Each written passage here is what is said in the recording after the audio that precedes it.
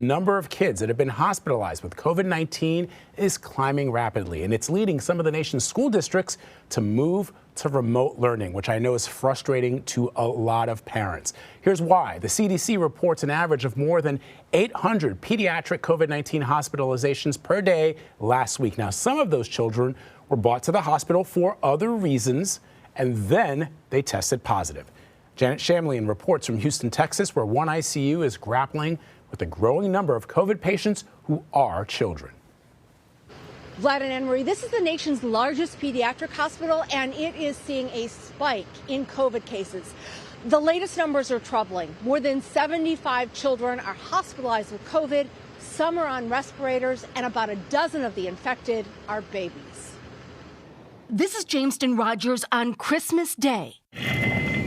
This is the 2-year-old now, recently diagnosed with leukemia and fighting COVID in the intensive care unit of Texas Children's Hospital.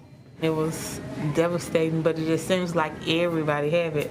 Jamisha Kelly says she became alarmed when her son started having trouble breathing.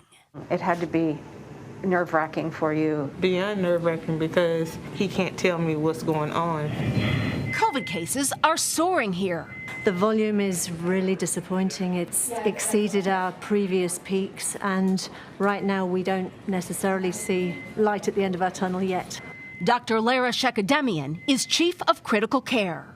What is it like when you see infants and children, young children in here with COVID? It's difficult. There is still word on the street that children don't get sick with COVID. We see healthy children come in ill, and we see children with other comorbidities, as we call them, get very ill as well. Doctor, have you had to intubate children? Yes, we have. Jameston is not on a respirator, and his mom says he's improving. The CDC says children with health conditions like cancer are more susceptible to complications from the virus.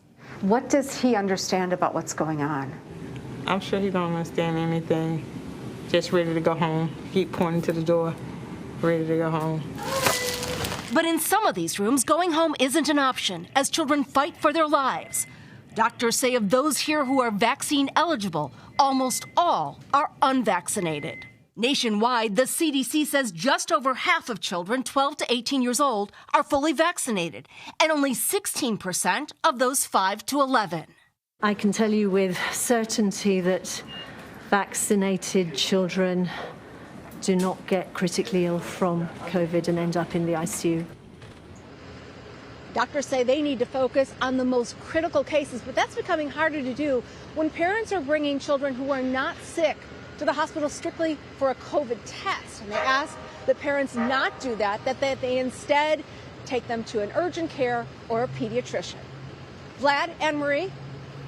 All right, Janet, thank you very much. Let's bring in internal medicine specialist and immunologist, Dr. Neeta Ogden. She's also a clinical advisor for Curex Allergy and Asthma. Dr. Ogden, it's great to see you.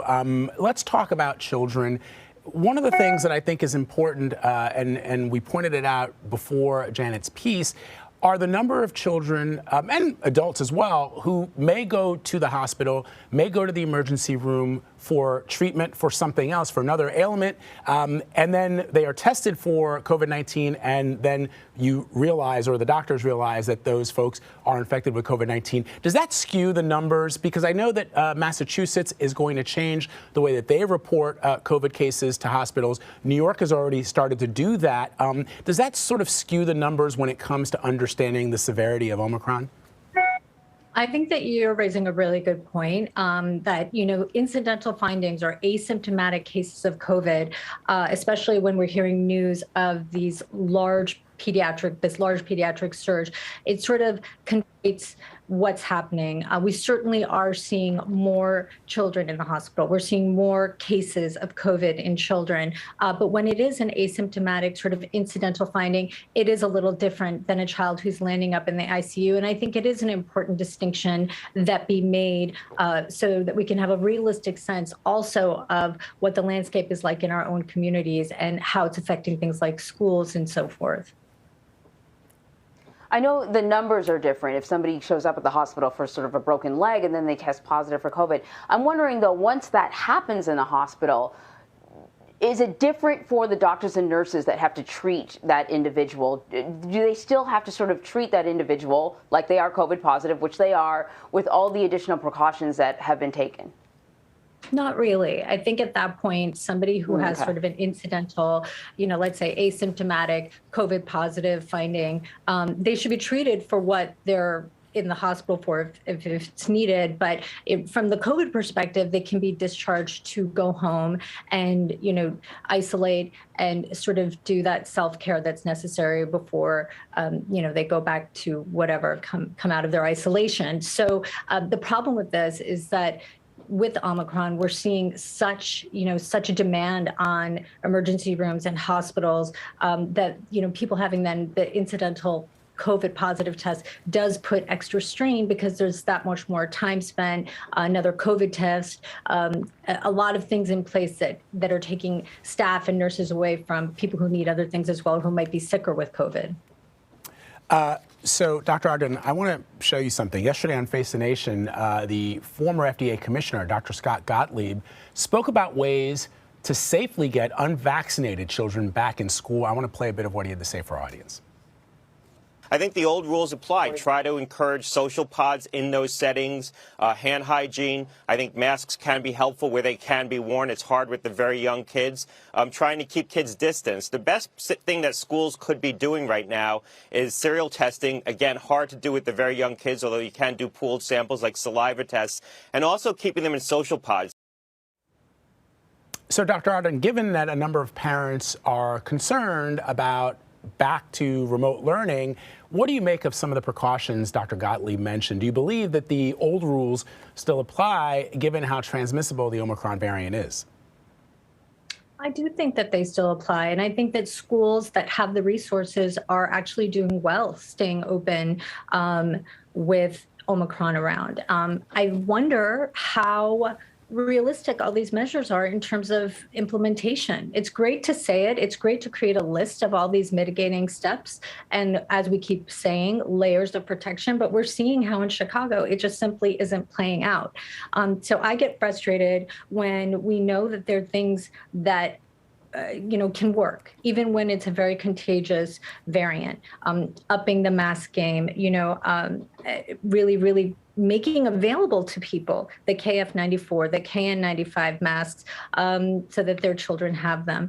These things should be in place, before this. So I think we were in a little bit of a honeymoon period in the fall when we saw people getting vaccinated and things going back to normal. And that's when all of this should have been in place, because we frankly knew that this kind of variant was right behind us.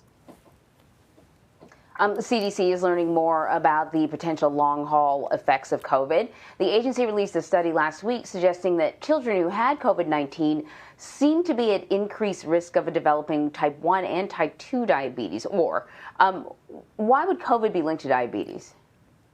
So we know that, viruses can cause diabetes. Why? You develop basically an autoimmune reaction to the islet cells in the pancreas that produce insulin. And we've seen this historically with other viruses that have been linked to childhood and adult diabetes. And so this is something we're now observing with COVID-19. Whether this plays out into a chronic, diabetes, if there's a general rise in diabetes in children because of COVID, it still kind of remains to be seen. Or is this something that's more acute? We'll have to follow. But it is sort of a viral phenomenon that can occur, and unfortunately is happening here. There was a study that was conducted by Imperial College in London, doctor, that found high levels of T cells from common cold coronavirus can provide protection against COVID-19. Help me understand the role that T cells play in providing protection against viruses. Yeah, so T cells are sort of the superstars of the immune system right now because they provide that memory immunity. The antibodies are there in the first round, and then the T cells after vaccination or after infection, they mobilize and can provide protection when you're re-exposed. And what this study found is that coronaviruses that cause the common cold lead to T cells, which actually were protective against Omicron and led to possibly possibly less severe disease. And what this implies is that maybe for vaccines, instead of just focusing on this spike protein, which we're seeing mutate and lead to these variants, we start focusing on more heavily conserved areas of the virus, like these that the T cells recognize. All right, Dr. Anita Ogden, thank you so much. Thank you for having me.